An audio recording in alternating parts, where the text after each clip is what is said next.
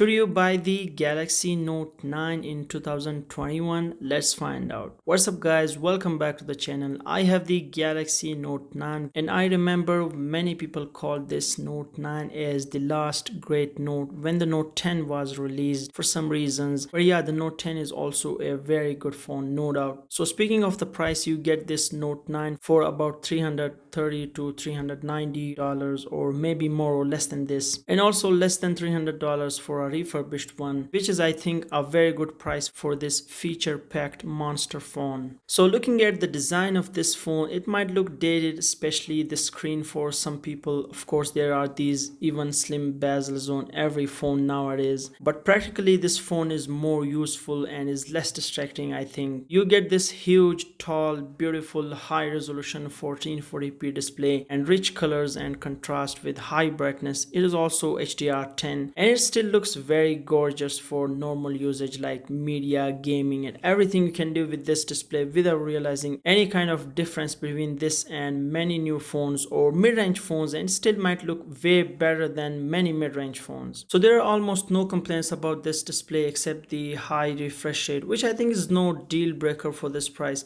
And also looking at this display, you may not need it. And the design, this design is very premium, well crafted, and these chamfer sides are my most favorite part since the Galaxy Note 4, and it looks better and more premium or luxurious than the white steel sides. I think it is extra big, straight, boxy and tall, and also feels much solid and heavy, but that's the main characteristic of these Note devices. So some people like it and some people may prefer the more slimmer rounded bodies of the S series phones. And also the available colors of this Note 9 are just amazing, which are according to Samsung the metallic copper, lavender purple, ocean blue, midnight black, pure white and alpine white, and these names are very accurate for these phones in my opinion. So speaking of the performance, it has the Snapdragon 845 or Exynos 9810 10nm chipsets, same as the Galaxy S9 and the Note 10 Lite, which is still expensive than this, and 6GB of RAM, 128GB of storage for the base model, and also 8GB of RAM and 512GB of storage available with the expandable storage. So performance is very good in daily usage and there is no slowdown at all. The UI is fast and smooth, especially with the Android 10 update, the One UI 2.5, and it is still a flagship performance phone. Of course there are so many new phones with much faster speed, but this is not a slow phone at all, and a large number of people will just not realize any kind of difference in speed and performance. Especially the 8GB RAM model is very fast. You will not see any difference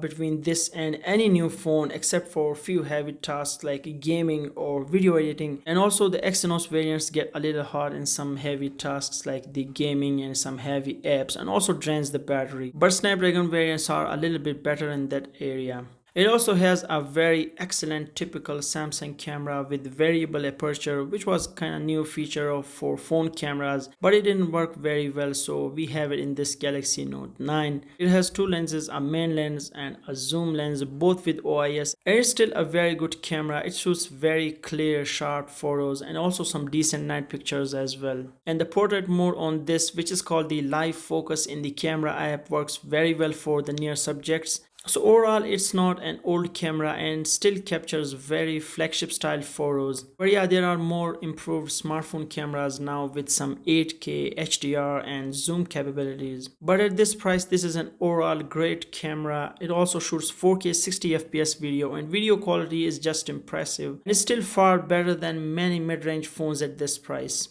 Speaking of the software, it is running the Android 10 and is sadly not upgradable anymore, but Android 10 isn't that much old yet and it runs perfectly fine and there are no issues in overall performance. But it might be the downside of this phone, at least for some people, but I think for many people this is not a big problem yet. You will not get all the latest features of the Android or One UI, but for the performance it is still flawless. And for battery life, I would say the best part of this phone, and it has a huge 4000 milliampere cell. Not as much big like a 5000 milliampere phones, but yeah, it's still a big battery in it. And this battery is still holding up extremely well. I mean, you get 6 plus hours of screen on time with moderate to slightly heavy usage. Maybe more or slightly less than 6 hours in some cases. But yeah, it's a full day battery and maybe 2 days for very slight users. And overall, this is above average performance for this phone. The Exynos models have not so good battery life, but I think you will get 5 plus hours of screen on time or maybe 6 plus hours of screen on time with the Exynos variants as well, but they get a little hot, which drains battery faster. Overall, for the battery life, no problems, no complaints about it, and you will be for sure very confident about it.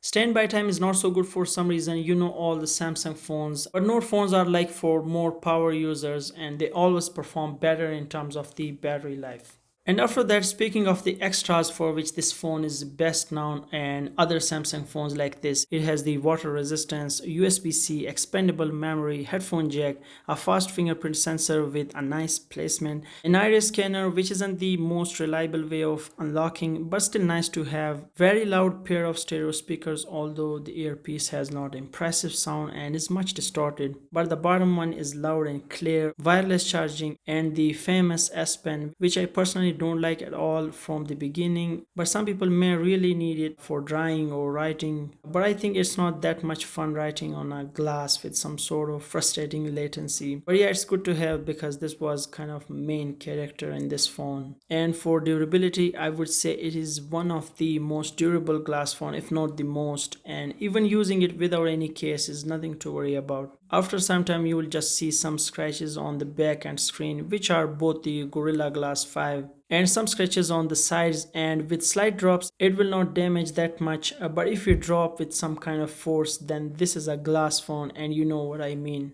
So should you buy the Galaxy Note 9 in 2021? Definitely yes. For this price you are getting a very excellent phone from late 2018 and it's not old yet. There are so many things to like about this phone except this software, and this is in my opinion far better option than many mid-range phones in 2020 or might be the upcoming ones, and if you're already using it you probably shouldn't upgrade unless you want to spend some more for the latest phones.